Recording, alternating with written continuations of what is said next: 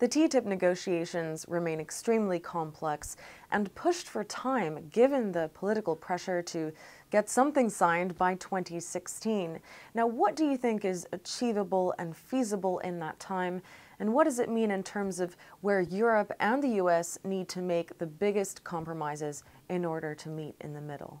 Well, we're not really there yet because we don't have a fixed timetable on when to end it. Both of us need to have a good deal that we can defend in my member states, the European Parliament on my side, and for the Americans, of course, to the Congress.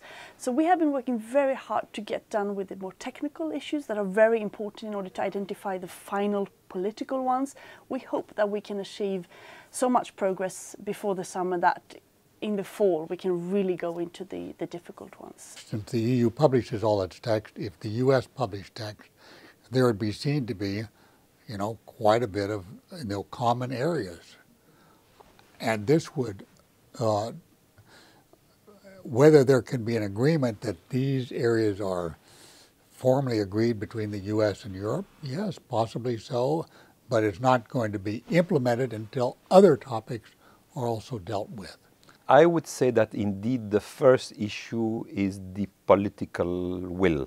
That is there yes or no the will to conclude an agreement by 2016? I think that's the real question. I mean, we heard today from the US ambassador that indeed the Obama administration is keen to do it under their own time, and that means by 2016. That means there's about a year and a half that remains. So the traditional areas, the traditional market access, yes, a traditional deal, plus something on the regulatory side with a few key sectors, cars being one, because everybody consumes cars, so everybody would feel that there is something there, not just the car industry, but the car consumers, and maybe also drugs or something of that sort.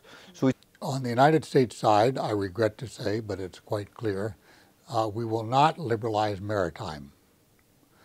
And we probably will not liberalize state government procurement across a range of areas, will not be opened up to Europe.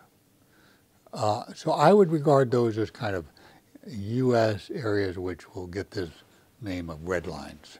We know that some of the difficult issues on our side are some of the tariffs in the agricultural sector, for instance. We know that for the Americans in the public procurement, there are difficulties for them. Services are difficult for both of us. But there are also many issues where we think we can achieve quite a lot of progress. We just have to work ourselves through in the regulatory, and that's what's so new with TTIP, that we have a big ambition on regulatory convergence. And there I think we have started to make a lot of progress already.